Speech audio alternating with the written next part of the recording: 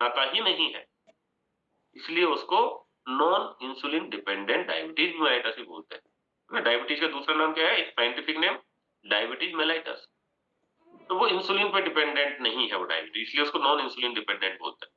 मतलब sorry, insulin dependent बोलते हैं, सॉरी सॉरी, इंसुलिन डिपेंडेंट बोलते हैं क्योंकि उसमें इंसुलिन लगाना पड़ता है आपको, इंसुलिन पे डिपेंडेंट हो गया वो।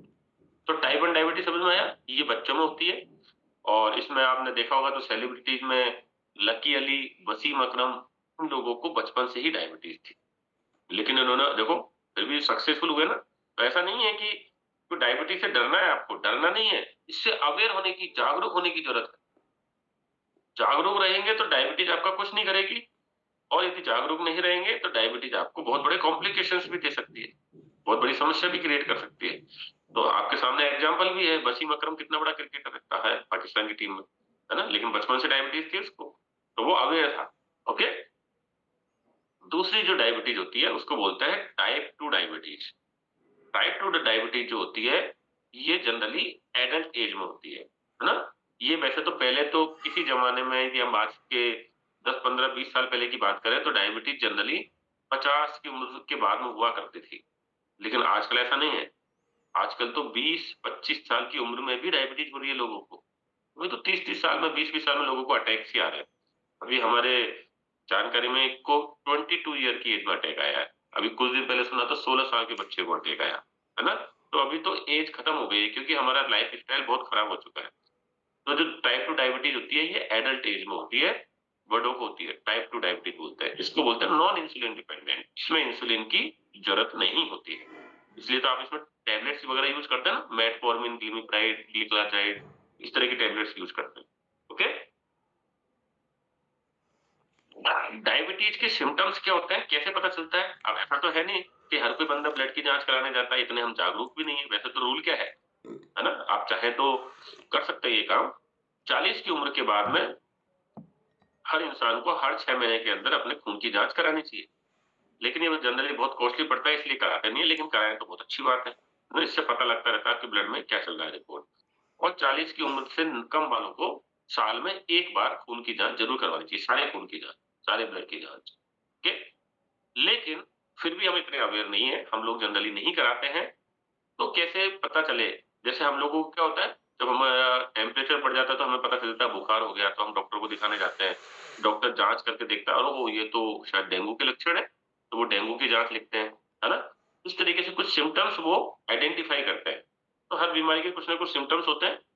ऐसे ही डायबिटीज के भी कुछ लक्षण होते हैं, यदि वो चीजें आप में दिखती हैं तो एक चांसेस बनता है कि यस, आपको डायबिटीज हो सकती है।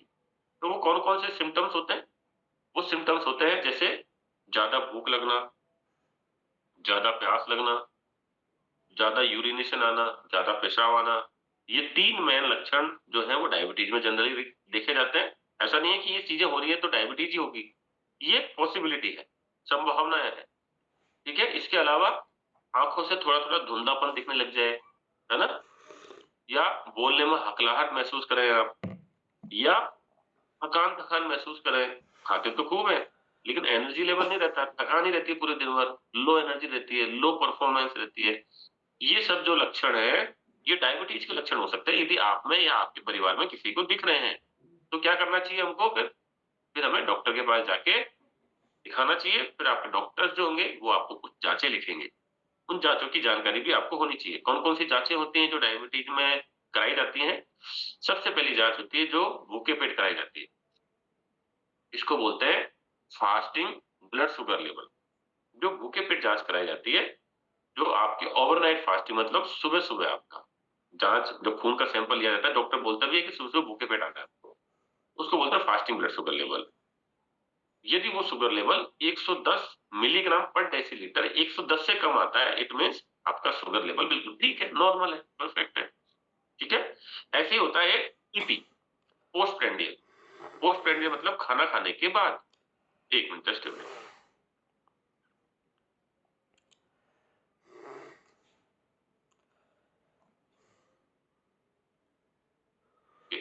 एक होता है पोस्ट प्रेंडियल। पोस्ट प्रेंडियल मतलब खाना खाने के बाद।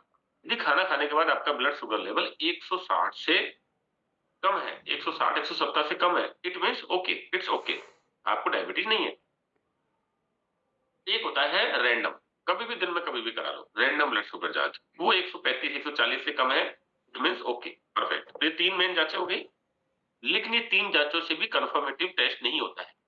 ये भी बहुत समझदारी वाली बात है, क्योंकि कई-कई पेशेंट ऐसे होते हैं, ये नए पेशेंट में तो पता चल जाता है, जो बिल्कुल नया पेशेंट है, जो फर्स्ट टाइम जिसको डायबिटीज डायग्नोस हो रही है, उसको तो पता लग जाता है। लेकिन जो पुराने पेशेंट होते हैं ना, उनमें ये तीनों जांचें धोखा दे देती हैं। क्योंकि कई हमारे इतने समझदार पेशेंट होते हैं कई, जिनको डायबिटीज होती है और जिनको मीठा खाने का शौक होता है और जिनको डॉक्टर से डर लगता है, वो क्या करते हैं, जिस दिन उनको पता होता है कि आज डॉक्टर की विजिट करनी है, आज डॉक्टर के जाना है, तो वो क्या करते हैं, एक दिन पहले वर्कआउट करते हैं, एक्सरसाइज करते हैं, एक दिन पहले मीठा मीठा कुछ नहीं खाते, बिल्कुल संतुलित डाइट लेते हैं और अगले दिन डॉक्टर के पास पहुंच जाते हैं और डॉक्टर को दिखाते हैं, सर देखिए रिपोर्ट बिल्कुल नॉर्मल है, उसमें फास्टिंग भी हो सकता है, नॉर्मल आए, सारी चीजें नॉर्मल आ सकती है, डॉक्टर को कंफ्यूज कर देते हैं और फिर आपको लगता है कि मैंने डॉक्टर को बेवकूफ बना दिया, फिर आप मीठा खाते रहते हैं। अपना नुकसान खुद ही करते हैं, वैसे डॉक्टर का नुकसान नहीं है इसमें, लेकिन बेवकूफ बनाते हैं। इसीलिए फिर साइंस ने क्या किया, एक नई जांच का और पता लगाया। एक जांच और होती है जिससे आप किसी को, साइंस को बेवकूफ नहीं बना सकते, डॉक्टर्स को बेवकूफ नहीं बना सकते। उस जांच को बोलते हैं HbA1c जांच, ग्लाइकोसाइलेटेड हीमोग्लोबिन की जांच होती है ना? ये जांच जो होती है, ये 3 महीने का एवरेज दिखाती है ये। इसमें आप किसी को बेवकूफ नहीं बना सकते। आप 3 महीने तो कंट्रोल कर लेंगे तो वैसे ही आपका बिल्कुल बहुत ही बढ़िया डायबिटीज मैनेज हो जाएगा, है ना? ये 3 महीने का एवरेज दिखाती है, कब कब आपने गुलाब जामुन कांड किया, आपने कब कब आपने बर्फी कांड किया, कब कब आपने कौन कौन से जो भी कांड किए ना, वो सारे कांड ये 3 महीने वाला दिखा देता है ना? तो इसमें आप ये पूरे 3 महीने का एवरेज दिखाता है, 3 महीने में कब कब आपने गड़बड़ करी है। तो ये जांच बिल्कुल कंफर्मेटिव टेस्ट होती है डायबिटीज की। यदि ये जांच कराने के बाद आपका जो ब्लड रिपोर्ट यदि 6.5% से ज्यादा आता है, इसका मतलब है कि आपका ब्लड शुगर लेवल कंट्रोल नहीं है ना? फिर तो आपको बिल्कुल कंट्रोल करने की आवश्यकता है। 6.5 से कम है तो ठीक है, ओके, इट्स ओके। तो ये जांचें हो गई, समझ में आया? सबने लिखा, नोट्स बनाया आपने, ये आपके बहुत काम आएगा, है ना? जब आप, क्योंकि मैंने इसलिए बताया ना, क्योंकि क्यों करना है ये भी मैं बताऊंगा अभी आप। अब मैं बताता हूँ आपको डायबिटीज होने का कारण क्या है, डायबिटीज होती क्यों है, इसमें आपको समझ में आएगा कि क्यों हमें ये सेशन लेना चाहिए और क्यों हमें डायबिटिक फ्री होना चाहिए। डायबिटीज होने का जो पहला कारण है, जो आपने भी सुना होगा सबने, जेनेटिक। सुना आप लोगों ने कि यस, मदर फादर को है तो बच्चों को डायबिटीज होने की संभावना बढ़ जाती है, 90% चांसेस होता है यदि मदर फादर को है। और यदि ओनली मदर या ओनली फादर को है, एक को है, तो 70%, 70% चांसेस होते हैं। तो ये समझना जरूरी है।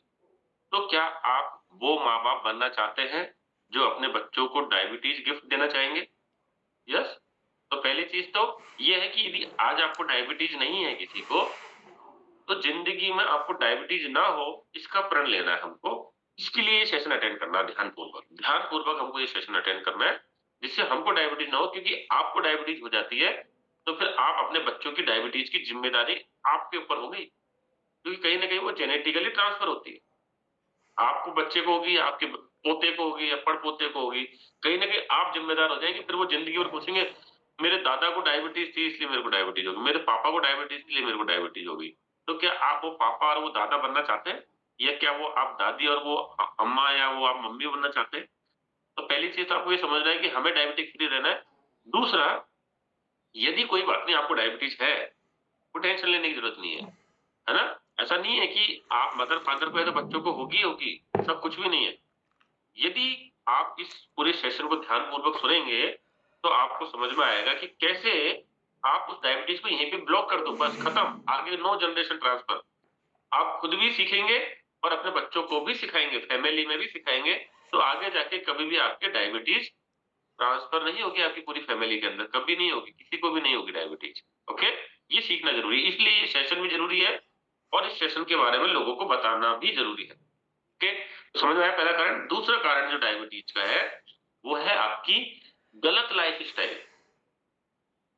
तो आपने देखा होगा बहुत सारे लोगों को, जो लोग वजन में ज्यादा नहीं होते हैं, नॉर्मल वेट होता है, लेकिन उनको भी डायबिटीज होती है, और मोटे लोगों को तो होती है। तो जिनका लाइफ स्टाइल खराब है, आप लाइफ स्टाइल में कौन कौन सी चीजें आती है, लाइफ स्टाइल में आती है आपका सोना उठना, आप टाइम पे सोते नहीं है, टाइम पे उठते नहीं है, टाइम पे खाते नहीं है ना? और बहुत ज्यादा तनाव में रहते हैं। तनाव तनाव बहुत बड़ा कारण है डायबिटीज होने का। तनाव का आपके डायबिटीज से बहुत गहरा संबंध है, ठीक है ना? तो तनाव की वजह से, है ना, बहुत ज्यादा स्ट्रेस लेने की वजह से, है ना, स्ट्रेस से हमेशा डायबिटीज होने की संभावना बढ़ जाती है। इसलिए आपने देखा होगा प्रेगनेंसी में डायबिटीज होती है, इसलिए उसको जेस्टेशनल डायबिटीज भी बोलते हैं, क्योंकि प्रेगनेंसी में महिलाएं थोड़ी सी स्ट्रेस में रहती है ना, तो स्ट्रेस की वजह से तो लाइफ स्टाइल खराब होता है, इसकी वजह से भी होता है लाइफ। तीसरा जो कारण है, जो प्रमुख कारण है, जो इंडिया में है वो भी रहा है, वो है ओबेसिटी, मोटापा। मोटापे की वजह से भी डायबिटीज होती है, और मोटापे की वजह से जनरली जो डायबिटीज होती है उसको बोलते हैं टाइप 2 डायबिटीज, इंसुलिन रेजिस्टेंस वाली डायबिटीज होती है। ऐसा क्यों होता है? क्योंकि टाइप 2 डायबिटीज जो होती है वो इंसुलिन प्रॉपर नहीं निकलता उसकी वजह से होती है, और इंसुलिन प्रॉपर नहीं निकलता उसके दो कारण है, ठीक है? एक, जस्ट अ मिनट।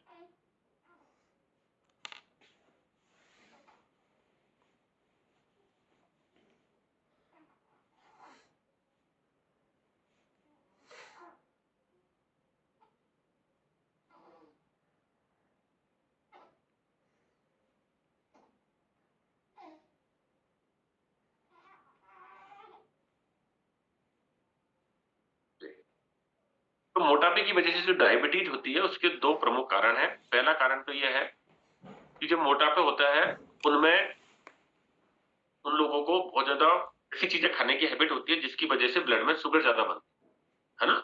इसकी वजह से जो शुगर है वो शुगर आपके ब्लड में जाएगी तो इंसुलिन को बहुत ज्यादा काम करना पड़ता है, और आगे जाके वो इंसुलिन काम करना बंद कर देता है।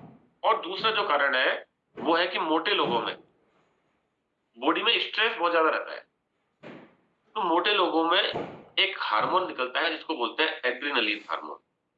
ये जो एड्रिनलिन हार्मोन है ये इंसुलिन हार्मोन के सीक्रेशन को कम करता है। ये हमेशा तनाव की पोजीशन में निकलता है। इसलिए मैंने पहले ही बोला था ना, जिनको स्ट्रेस ज्यादा होता है उनको एड्रेनलिन ज्यादा निकलता है, और जिनको एड्रेनलिन ज्यादा निकलेगा वो इंसुलिन को कम करेगा, क्योंकि उसको ब्लड में शुगर बढ़ाना होता है। अच्छा, ये क्यों होता है ऐसा? इसके पीछे लॉजिक बताता हूँ आपको। तनाव में शुगर लेवल क्यों ज्यादा बढ़ जाता है? उसका प्रमुख कारण है, जब मानव की उत्पत्ति हुई थी, मानव शरीर की उत्पत्ति हुई थी, तो मानव कहाँ रहते थे? पहले इंसान कहाँ रहते थे? पहले रहते थे जंगलों में, रहते थे ना, जंगलों में रहते थे। जब जंगलों में रहते थे तो जंगलों में जानवर भी होते थे, वहां पे टाइगर भी होता था, और भी अलग अलग तरह के जानवर, खतरनाक जानवर होते थे, और वहां इंसान भी होते थे, है ना। तो उस समय जब भी कभी रात को सोते थे या कोई भी काम करते थे तो उनको हमेशा एक डर रहता था कि कोई आके मार ना जाए। सर्वाइवल, सर्वाइवल का डर रहता था उनको, है ना। तो जैसे बाय द वे कोई टाइगर आया, क्योंकि जंगलों में तो टाइगर आ सकता है, तो उस समय इंसान क्या करेगा? आदि मानव क्या करता था? क्या करता था? लड़ता था उससे। या तो उससे लड़ता था, लोहे के या पत्थरों के औजार होते थे ना, या फिर क्या करता था? भागता था। अब ये दोनों ही काम करना है, लड़ना है या दौड़ना है। इन चीजों के लिए क्या चाहिए हमको? क्या चाहिए इस चीज के लिए? ऊर्जा चाहिए, एनर्जी चाहिए। और बॉडी में एनर्जी किससे मिलती है हमको? बॉडी में एनर्जी किस चीज से मिलती है? ग्लूकोज से। तो हमारे ब्रेन क्या करता था उस समय? ब्लड में ग्लूकोज बढ़ाता था एकदम से।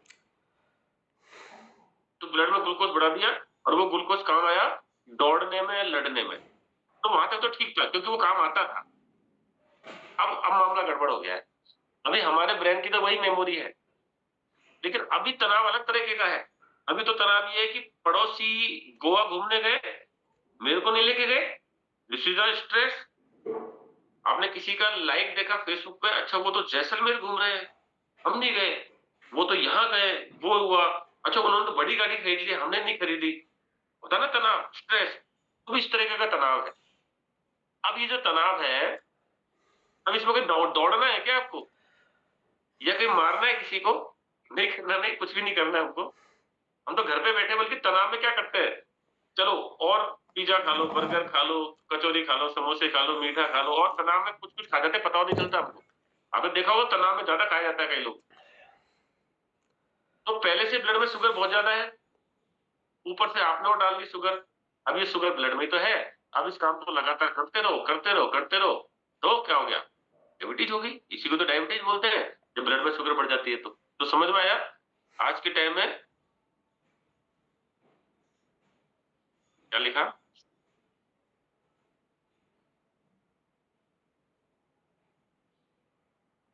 ठीक है, तो समझ में आया डायबिटीज होने का प्रमुख कारण क्या है? ये कुछ कारण है। अब डायबिटीज में ऐसा क्या होता है जिससे ये सारी प्रॉब्लम होती है?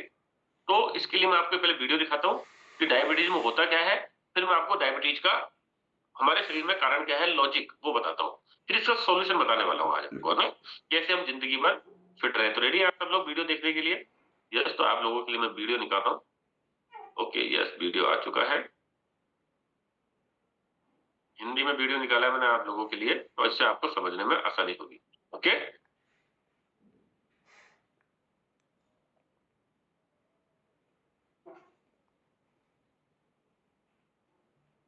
टाइप 2 डायबिटीज एक ऐसी स्थिति है जिसमें आप रक्त में शुगर यानी कि शर्करा की मात्रा बहुत अधिक होती है। कार्बोहाइड्रेट वो पदार्थ है जिसका उपयोग आपका शरीर ऊर्जा बनाने में करता है। आप कार्बोहाइड्रेट वाला भोजन खाएं, उसके बाद वो अंततः आपकी छोटी आंत में जाता है। छोटी आंत के हिस्से में आपके भोजन को पचाने के लिए उसे एक शुगर अणुओं में विभाजित किया जाता है, जिसे ग्लूकोज कहा जाता है। आपकी छोटी आंत की कोशिकाएं इस चीनी को अवशोषित कर लेती है, जो फिर रक्त में घुल जाती है। जब ये रक्त अग्नाशय तक पहुंचता है, तब उसे ज्ञात होता है कि रक्त में चीनी की मात्रा बहुत अधिक है। आमतौर पर इस कारण से आपका अग्नाशय एक इंसुलिन नामक रासायनिक को रक्त में घोलता है। इंसुलिन आपके रक्त में शर्करा की मात्रा को कम करके स्वस्थ स्तर तक ले जाता है। इंसुलिन यह कैसे करता है? जैसे जैसे रक्त आपके शरीर में बहता है, इंसुलिन और शर्करा उसमें से बाहर निकलकर आपके ऊतकों में अवशोषित होते हैं और उनकी कोशिकाओं तक पहुंचते हैं। अधिकांश कोशिकाएं ये सतह विशेष प्रकार की संरचनाएं होती है, जिन्हें इंसुलिन रिसेप्टर कहा जाता है। जब इंसुलिन इन कोशिकाओं के करीब से बहता है, तो ये इन रिसेप्टर्स के साथ जुड़ता है। कोशिकाओं में प्रवेश करने के लिए इंसुलिन ताले की चाबी की तरह काम करता है, ताकि शर्करा कोशिका के अंदर जा सके। अब आपकी कोशिका इस चीनी का उपयोग करके अपने कार्य अच्छे से करने के लिए आवश्यक ऊर्जा बना सकती है। आपके रक्त में चीनी की मात्रा कम होके उसके सामान्य स्तर पर आ जाती है। यदि आपको टाइप 2 डायबिटीज की समस्या है, तो आपकी कोशिकाएं इंसुलिन को देनी चाहिए ऐसी प्रतिक्रिया नहीं देती। इसे इंसुलिन रेजिस्टेंस यानी कि इंसुलिन प्रतिरोध कहा जाता है। जब ऐसा होता है, तो आपके इंसुलिन कोशिकाओं को नहीं खोल सकता, क्योंकि शुगर के कोशिकाओं में प्रवेश करने के लिए जरूरी ताले या इंसुलिन रिसेप्टर्स या तो अनुपलब्ध है या तो काम नहीं कर रहे। परिणाम स्वरूप शुगर आपकी कोशिकाओं में प्रवेश नहीं कर सकता।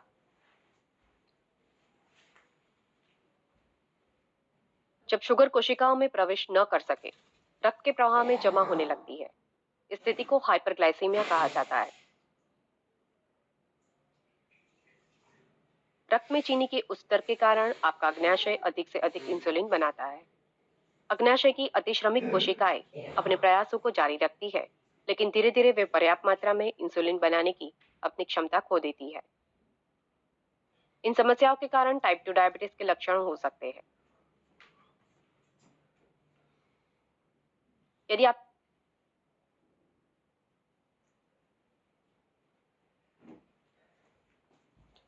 ये तो समझ में आया थोड़ा आपको? आइडिया लगा होगा कि कैसे होता है हमारे डायबिटीज। हमारे शरीर में एक ग्रंथि होती है जिसको पैनक्रियाज बोलते हैं, अग्नाशय ग्रंथि बोलते हैं। उसका काम होता है हमारे शरीर में इंसुलिन हार्मोन निकालना। और ये इंसुलिन हार्मोन क्या करता है, जब भी हम कुछ खाते हैं, उस खाने से जो ग्लूकोज बनती है, उस ग्लूकोज को यूज करवाना इंसुलिन का काम है। वो उस ग्लूकोज को यूज करवा के एनर्जी बनवाता है, जिससे हम लोग हमारा काम कर पाते हैं, चलते हैं, फिरते हैं, दौड़ते हैं, है ना? हमारे शरीर के अंदर के बहुत सारे काम होते हैं, वो सारे काम उस ग्लूकोज से मिलने वाली एनर्जी से होते हैं। और जो काम आती है वो ठीक है, जो काम नहीं आती है उसको बॉडी स्टोर कर लेता है। ओके, लेकिन जब सोचिए कि ये इंसुलिन काम करना बंद ही कर देगा, तो फिर क्या होगा? आपके ब्लड में से जो खाना खाने से जो शुगर बनी है, उस शुगर से आपको एनर्जी नहीं बनेगी। और जब एनर्जी नहीं बनेगी तो आप थकान-थकान ही फील करेंगे। लेकिन बॉडी को तो फिर भी एनर्जी चाहिए, बॉडी को फिर भी एनर्जी चाहिए। फिर एक घटना और होती है साथ में, उस घटना को बोलते हैं कीटोएसिडोसिस। आपकी बॉडी में से जो फैट होता है और जो मांसपेशियाँ होती है, वहाँ से एनर्जी बनती है फिर। शरीर को तो चलाने के लिए एनर्जी चाहिए ना। अब आपके शुगर से एनर्जी नहीं बन रही है तो कहाँ से तो एनर्जी बनेगी? तो बॉडी क्या करता है, आपके शरीर में रहने वाले फैट और आपके शरीर में रहने वाली मांसपेशियों से एनर्जी निकालता है। इससे क्या होता है, यदि फैट का ऑक्सीडेशन होता है, मतलब फैट जब यूज होती है इस सिचुएशन में, तो आपकी बॉडी में बनते हैं कीटोन बॉडीज। तो दो घटनाएं होती है उससे। एक तो आपका सडन वेट लॉस होता है। तो आपने देखा होगा जिनको डायबिटीज होती है उनका अचानक वजन घट जाता है। देखा है आपने किसी ने अपनी जानकारी में? अभी एक बार मेरे साथ क्या हुआ, एक ऐसे ही मैंने किसी एक फ्रेंड को फोन किया। बहुत ज्यादा उम्र नहीं थी, 27-28 साल ही थी। तो मैंने ऐसी जनरल बात कर रहे थे, तो बातें बातें उसने बोला कि मैंने वजन घटा लिया। उसको पता नहीं था एक्चुअली में डायबिटीज है उसको। अच्छा, मैंने पूछा वेरी गुड, बहुत अच्छी बात है आपने वजन घटा लिया। वजन तो घटा के रखना ही चाहिए, हमेशा आइडियल वेट पे रहना चाहिए। तो उनका घट गया, लेकिन यार मेरे को ना बड़ी थकान थकान महसूस होती है। मैंने कहा क्या बात कर रहे हो? मैंने कहा पहले तो ये बताओ कि वजन कैसे घटाया? क्योंकि वजन ऐसे ही घट गया। मतलब वो घट गया, उसने बोला कि मैंने घटा लिया ऐसा। लेकिन बाद में बोला मेरे को थकान थकान महसूस होती है। तो मेरे का दिमाग क्लिक कर गया, क्योंकि हमको तो पता है कि जब वजन घटाने की कोशिश नहीं की गई, वजन घट गया और अब थकान महसूस हो रही है। तो मैंने कहा और क्या क्या होता है? बोले और कुछ नहीं, खूब खाते हैं, भूख बढ़िया लगती है। ज्यादा भूख लगती है ना डायबिटीज में। और उसने क्या बोला, भूख बढ़िया लगती है। तो भूख बढ़िया लगती है, काम करने का मन नहीं करता। रात को यार नींद खुल जाती है, बार बार टॉयलेट आता रहता है। तो मैंने कहा समझ गया, मैंने कहा इसको डायबिटीज है। मैंने कहा तू एक काम कर, तू अभी जा ब्लड शुगर लेवल की जांच करवा। बोले क्यों? मैंने कहा भाई तेरे को डायबिटीज हो होने की संभावना है, मुझे ऐसा लग रहा है।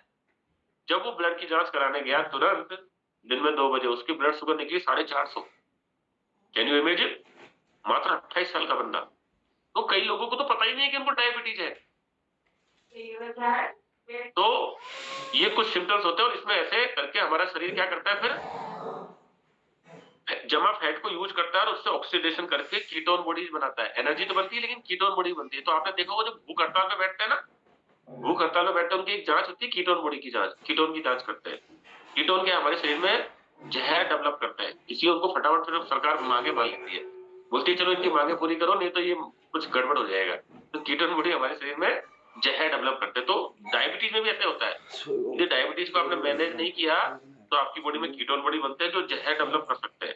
प्लस फैट के साथ साथ मांसपेशियां भी यूज होती है। तो आपकी जो मसल्स है वो भी धीरे धीरे कम हो जाती है डायबिटीज में। तो डायबिटीज में जब वजन घटता है ना, तो वजन घटने वाले के बाद डायबिटीज वाला बंदा कैसा दिखेगा? मरा मरा सा। ऐसा लगेगा जैसे बस फूक मारो उड़ जाएगा।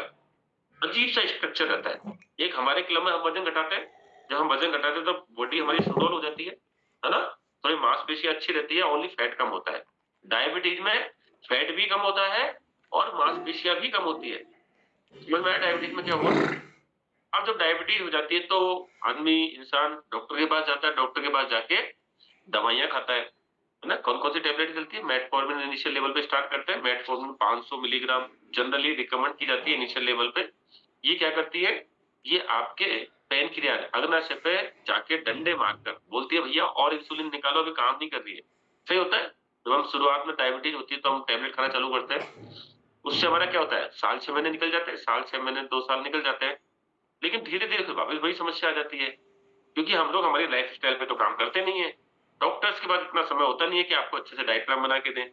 आप कोच की बात मानते नहीं है। फिर क्या होगा, वापस ब्लड शुगर लेवल बढ़ जाता है, फिर वापस डॉक्टर के पास जाते हैं। डॉक्टर साहब ब्लड शुगर लेवल बढ़ गया।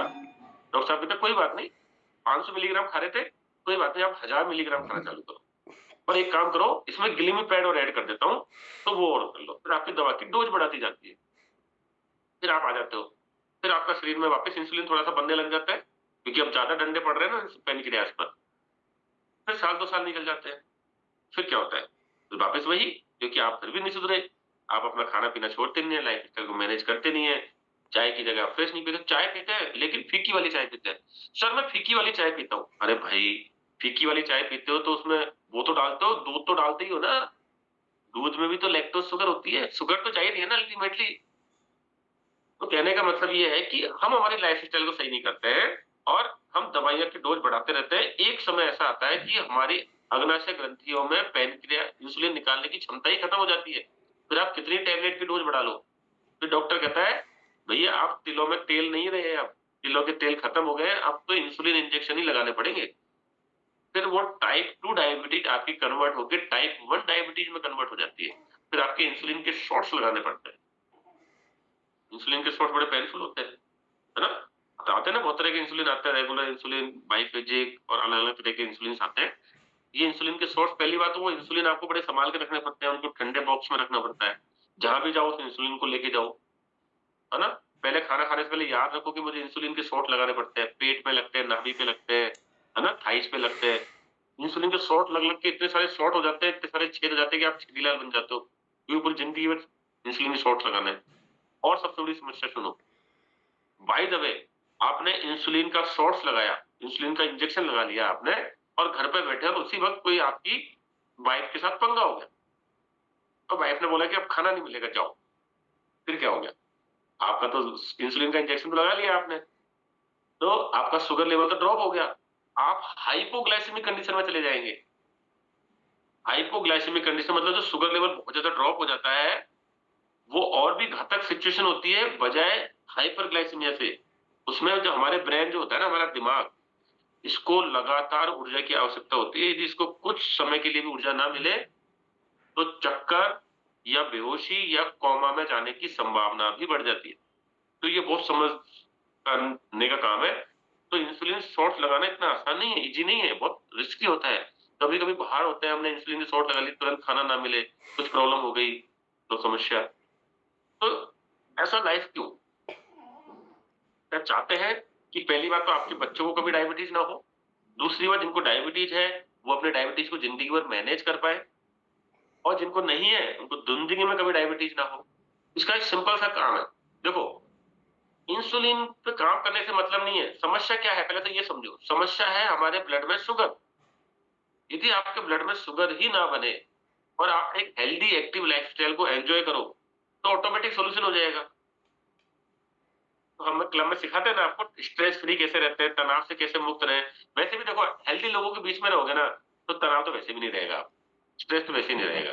दूसरा हम यहाँ पे आके वज़न घटवाते हैं आपका, वेट लॉस करते हैं, तो वेट लॉस करेंगे तो वैसे भी आपके एड्रेनलिन नहीं निकलेगा, तो आपकी इंसुलिन कम नहीं होगा, है ना? और तीसरी चीज़, आपके खाने में बदलाव करते हैं। डायबिटीज़ में आपको खाने में हम कैसे बदलाव करते हैं, ये समझना है। देखो हम आपको क्या करते हैं पहली चीज़ तो, चाय की जगह क्या देते हैं आपको? फ्रेश देते हैं, है ना? अब चाय पिएँगे चाहे शुगर फ्री डाल के पियो, चाहे दूध डाल के पियो, चाहे चीनी डाल के पियो, तीनों ही केस में चीनी तो जाएगी आपकी बॉडी में, शुगर तो जाएगी। लेकिन बताओ इसके अंदर कोई चीनी है क्या? इस अफ़्रेश के अंदर कुछ है ऐसा? नो, ज़ीरो शुगर, 3 कैलोरी, मात्र 3 कैलोरीज़ है, तो यहाँ से शुगर बच गई आपकी पहली चीज़ तो। दूसरी चीज़, जस्ट अ मिनट, ओके, तो दूसरी चीज़ आप ब्रेकफ़ास्ट में क्या करते हैं? जिनको डायबिटीज़ होती है वो पोहा खा लेते हैं या तो पराठा खा लेते हैं या कुछ ऐसी चीज़ें खाते हैं जो उनको लगता है कि हाँ, ठीक है। ये अपने वीडियोज़ का ध्यान रखिए, को-होस्ट प्लीज़ ध्यान रखिए कि जो भी जिनका भी बैकग्राउंड में वीडियो का पोज़ीशन सही नहीं है, वो ज़रूर उनका वीडियो ऑफ कर दें। आप भी ध्यान रखिए जो भी लोग हैं, ये एक कम्युनिटी है जहाँ पे आप लोगों के बीच में बैठे हैं तो ज़रूर ध्यान दीजिए। यस, मिस्टर एक बार देख लीजिए, जिनका भी कुछ लगे तो आप स्टॉप वीडियो कर सकते हो ना? ओके। दूसरी चीज़ जो है, वो है आपका नाश्ता। नाश्ता, डिनर और लंच। जो सुबह का जो नाश्ता है, जो भी आप करते हैं, चाहे पोहा ले लो, चाहे इडली सांभर ले लो, चाहे चपाती ले लो, कुछ भी ले लो। हर चीज़ में कार्बोहाइड्रेट होता है। आपको बताऊँ मैं, जो अनाज आते हैं अनाज, चाहे गेहूँ हो, जौ हो, बाजरा हो, सारे अनाजों के अंदर 60 टू 80% कार्बोहाइड्रेट होता है। 60 से 80% कार्बोहाइड्रेट होगा। बहुत सारे अनाज हेल्दी होते हैं, लेकिन कार्बोहाइड्रेट तो होगा ना, शुगर तो जाएगी आपकी। उसको कंट्रोल कैसे करोगे? इवन स्प्राउट्स, स्प्राउट्स खाते हैं, उसमें भी 40 से 80% शुगर होती है। 40 से 60%। फ्रूट्स में भी शुगर होती है थोड़ी। कुछ 5 फल होते हैं, उनमें तो बहुत ज़्यादा शुगर होती है, 20% तक शुगर होती है उसमें। केला, आम, चीकू, अंगूर, सीताफल। सब्जियों में नहीं होती। तो हम आपको क्या करते हैं, जैसे सुबह जो भी आप नाश्ता लेते हो, उसको रिप्लेस करके हम आपको दुनिया का नंबर 1 नाश्ता देते हैं, जो हम आपको फार्मूला 1 शेक और जो यूज़ करते हैं आप लोग बहुत सारे ऑलरेडी यूज़ कर रहे हो और अभी हम नाश्ता करने वाले हैं, अभी लोग बनाने वाले हैं हमारा नाश्ता थोड़ी देर में। तो ये जो नाश्ता बनेगा हमारा, इस नाश्ते में हम 3 चम्मच फार्मूला 1 डालते हैं, 1 चम्मच प्रोटीन डायबिटीज़ वालों के लिए बता रहा हूँ मैं। 1 चम्मच प्रोटीन, 1 चम्मच एक्टिव फाइबर कॉम्प्लेक्स पाउडर। इससे क्या होगा, आपके ब्लड में शुगर बढ़ेगी नहीं। क्योंकि ये खाना कैसा है, ये जो खाना हम लोग यूज़ करते हैं, इस खाने में खास बात है, देखो दिख रहा है आपको, ये जो दिख रहा है इसका मतलब क्या है? लो ग्लाइसेमिक इंडेक्स, जीआई मतलब ग्लाइसेमिक इंडेक्स, लो ग्लाइसेमिक इंडेक्स है। मतलब ग्लाइसेमिक इंडेक्स होता है कि आपके ब्लड में कितनी शुगर बढ़ा रहा है, उसका इंडेक्स है ये। तो ये लो है, इसका मतलब ये जो फार्मूला वन से जो शेक बनेगा, इससे आपके ब्लड में शुगर नहीं बढ़ेगी, नो शुगर। जब आपके शुगर ही नहीं बनेगी, हो गया ना काम। दूसरी चीज हम क्या ऐड कर रहे हैं इसके अंदर? हम ऐड करते हैं इसके अंदर एक्टिव फाइबर कॉम्प्लेक्स पाउडर, या फिर एक और स्पेशल फाइबर है हमारे पास जिसको हम बोलते हैं बीटा हर्ट। दोनों में से कोई सा भी यूज कर लो, या तो बीटा हर्ट यूज कर लो या एक्टिव फाइबर कॉम्प्लेक्स यूज कर लो। जब आप ये शेक बनाते हैं तो आपके ब्लड में शुगर नहीं बढ़ती है। और फाइबर जो होता है ना, वो डायबिटीज वालों के लिए रामबाण है, जरूरी है। तो नाश्ते में आपको शेक दे दिया, यहाँ पे शुगर नहीं बढ़ी आपके।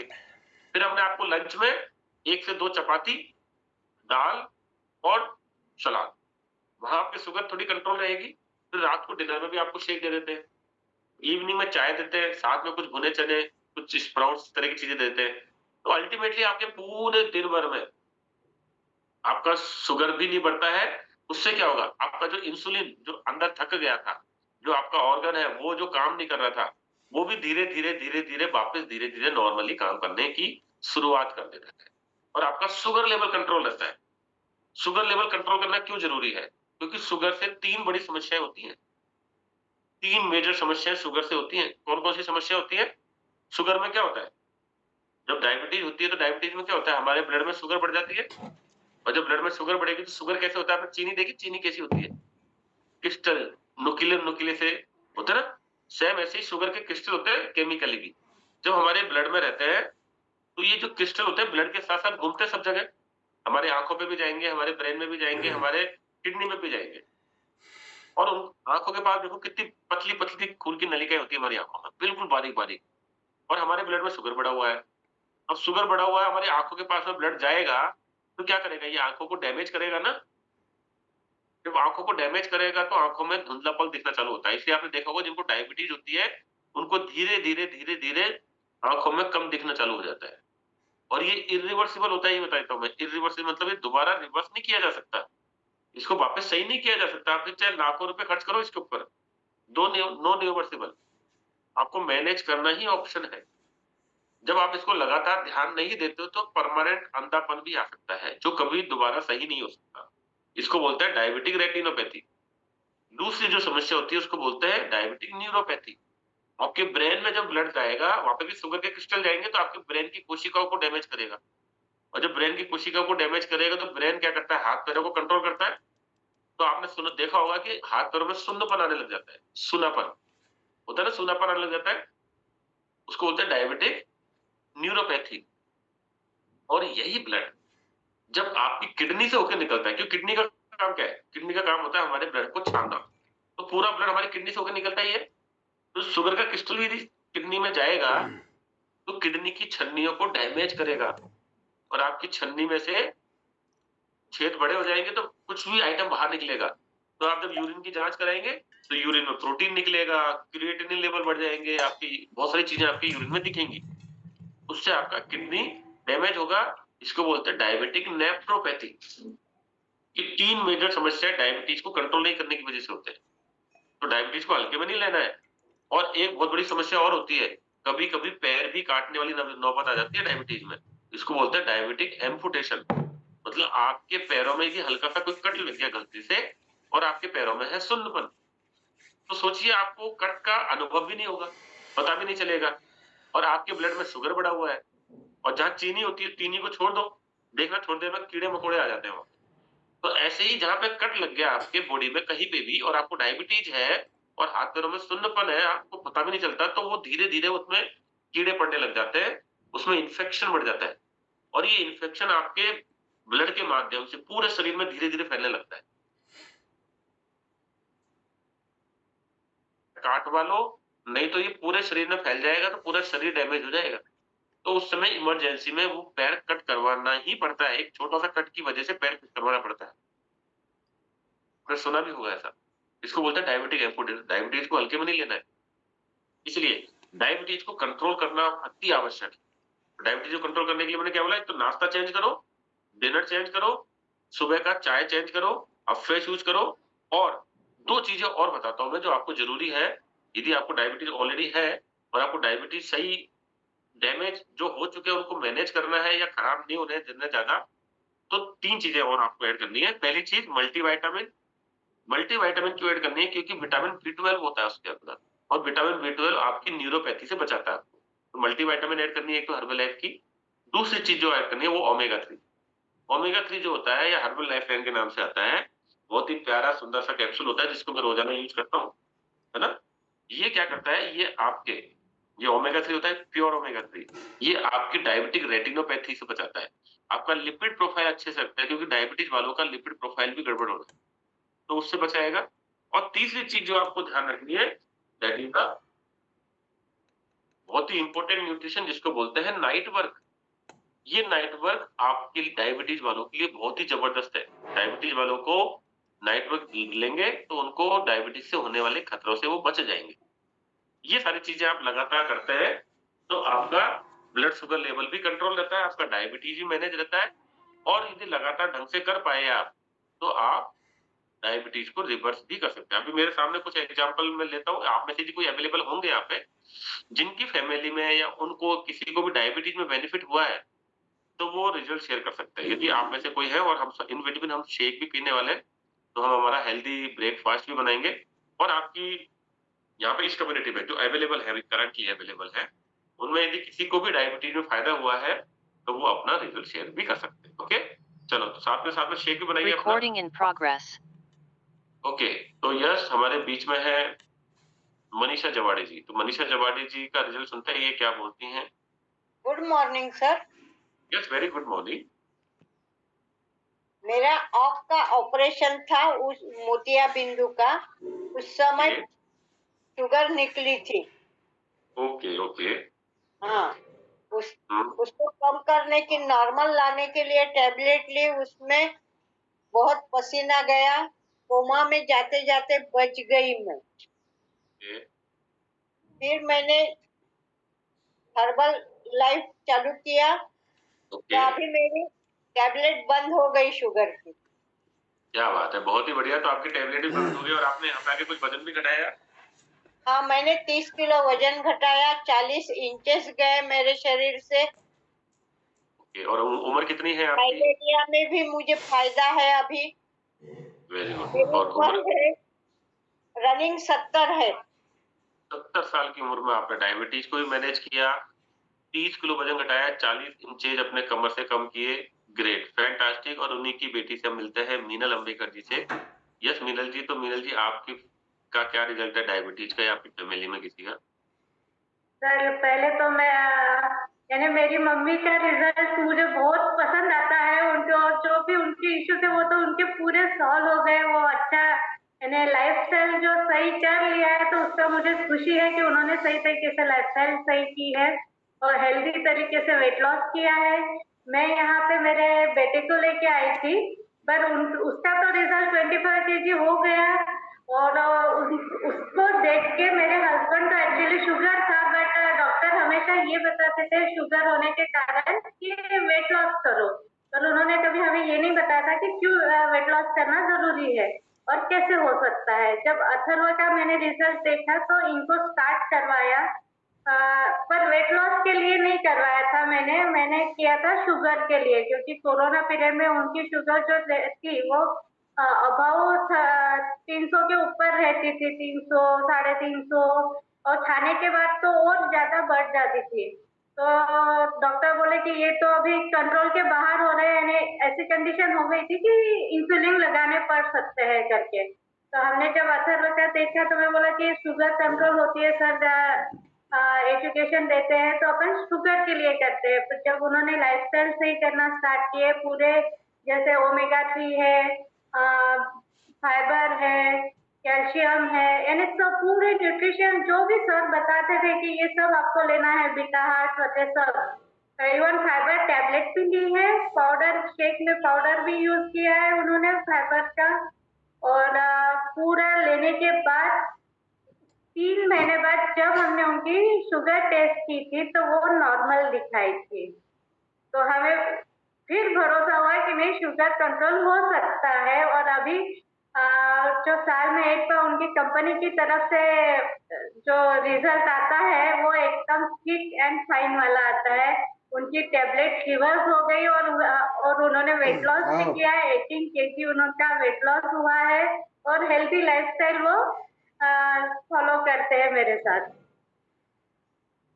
क्या बात है, ग्रेट मीनल जी, जबरदस्त है। तो आपके हस्बैंड का रिजल्ट भी जबरदस्त है, उनका वेट लॉस का भी है, साथ ही साथ एक बात और बताती हूँ, हमारे घर में सबको शुगर है, ठीक है ना, पूरे जेंट्स को। और इनके पापा जो थे उनको भी जो पेट का आपने बताया था ना, पेट काटने पड़ता है, तो उनको जस्ट कुछ ऐसा लगा था।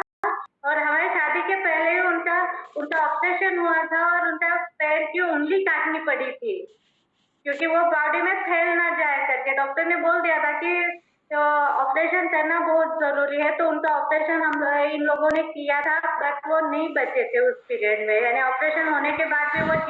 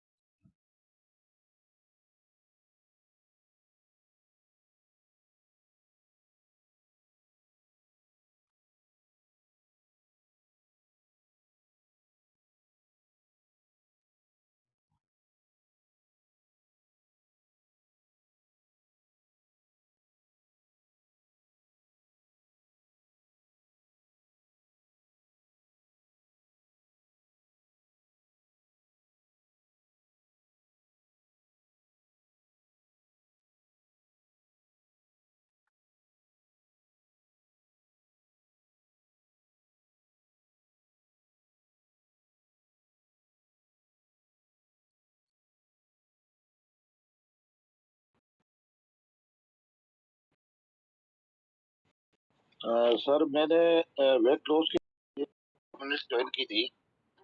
मेरे कोच है बिमला जी, तो मेरा वजन जो ज़्यादा था उसके बाद में मैंने दिसंबर में ज्वाइन किया था और अब तक मैं 14 किलो वजन कम कर पाया हूँ और मेरे बीपी और शुगर दोनों थी। तो मैं अब लगभग ये न्यूट्रिशन वगैरह लेने से बीपी तो बिल्कुल बंद हो गई है, अब बीपी नहीं ले रहा हूँ।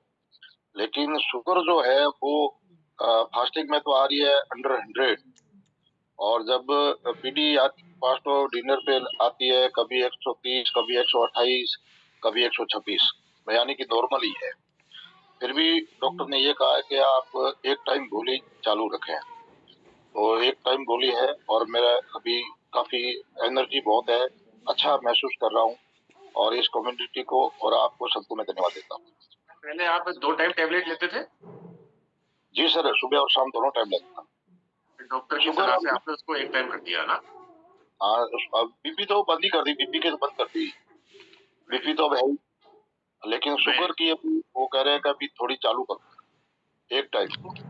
वेरी गुड, बहुत ही बढ़िया, जबरदस्त। और धीरे धीरे ये टेबलेट भी हम बंद हो जाएगी। बाकी हम किसी बीमारी को सही करने का दावा तो नहीं करते हैं, लेकिन ये इनकी खुद के पर्सनल रिजल्ट है। यदि आप इसको हेल्दी एक्टिव लाइफस्टाइल को अडॉप्ट करेंगे तो गारंटेड आप इसको रिवर्स कर पाएंगे। ओके, चलो तो अभी हम लोग लेते हैं हमारा नाश्ता, जिस नाश्ते को यूज करके कितने सारे लोगों का डायबिटीज मैनेज हुआ है।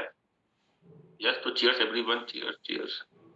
Yes, great, yes, fantastic. तो जबरदस्त नाश्ता है ये। मेरे इसमें 3 चम्मच फार्मूला वन है, 2 चम्मच मैंने प्रोटीन डाला है, 1 चम्मच एक्टिव फाइबर कॉम्प्लेक्स पाउडर डाला है और 300 ml normal water. Okay, yes, तो चीयर्स चीयर्स। तो उमेश सर एक बढ़िया सा फोटो ले लीजिए, और साथ में हम लेंगे हमारे बाकी के सारे न्यूट्रिशंस भी लेने वाले हैं। यस, तो हमारे सारे न्यूट्रिशंस। यस, तो उमेश सर एक बढ़िया सा फोटो लेंगे।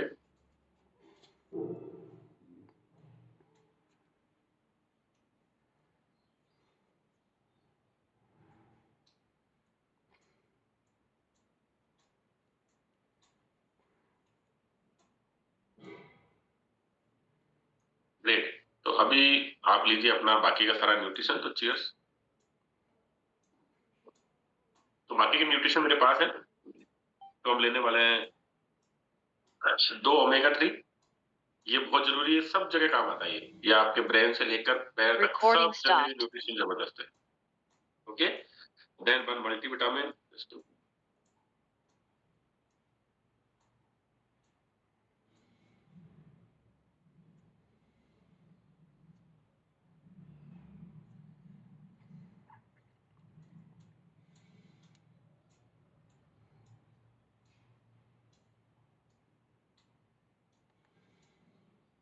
पूर्ण डिफेंस एक आंखों के लिए है, ये आंखों के लिए बहुत जबरदस्त है ना। आंखों के लिए ब्लू लाइट से बचाता है। हम लोग मोबाइल पे लैपटॉप पे रहते हैं ना, ब्लू लाइट हमारी आंखों में आती है, इससे हमारी आंखों में रेटिना डैमेज होता है, मैकुला डैमेज होता है, उससे प्रोटेक्ट करता है। Okay, and this is my calcium. ये हमारी हड्डियों के लिए बहुत जरूरी है। रोजाना 1000 मिलीग्राम आपकी डाइट में जाना चाहिए। एक टैबलेट से 400 मिलीग्राम जाता है, बाकी हमें शेक से और खाने से पूरा हो जाता है।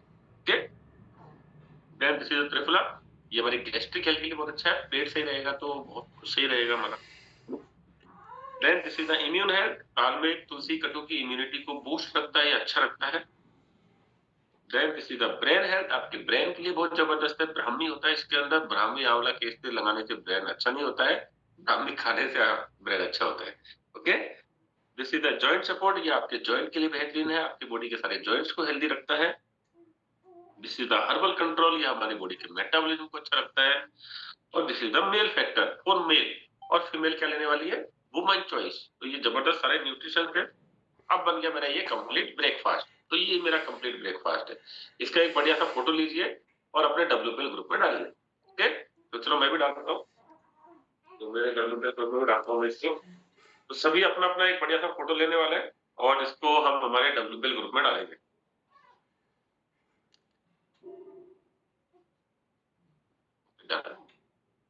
जस्ट तो चीयर्स।